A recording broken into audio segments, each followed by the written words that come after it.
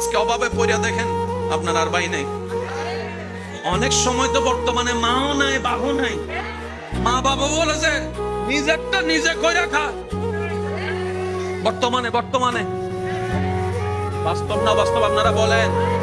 যে ছেলে কামাইতে পারে তারও আদর, তার বউরও আদর, তার ছেলে মেয়েরও আদর, নাতি নাতির বুকে টাইনা নাই। আর যে ছেলে সংসারে টাকা দিতে পারে না তারও দাম নাই, তার বউরও দাম নাই, এমনকি ছোট ছোট বাচ্চা নাতি নাতিরও দাম নাই। কথা বলেন ঠিক না?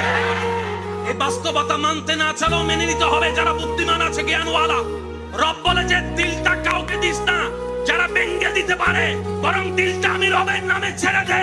আর আমি রব তেমন দয়াবান, পৃথিবীতে বাঙ্গা জিনিসের দাম থাকে না, কিন্তু তোর বাঙ্গা হৃদয়ের দাম তোর মার কাছে না থাকলে, বাবার কাছে না থাকলে, ভালোবাসার মানুষের কাছেও না থাকতে পারে, কিন্তু তোর বাঙ্গা হৃদয়ের দাম আমি রবের কাছে 24টা ঘন্টা আছে। সেজন্য দিলটা সবসময় দিতে হবে কাকে? একটু জোরে বলেন, আরো জোরে। বান্দা হিসেবে দিব আল্লাহকে, উম্মত হিসেবে দিব নবীকে।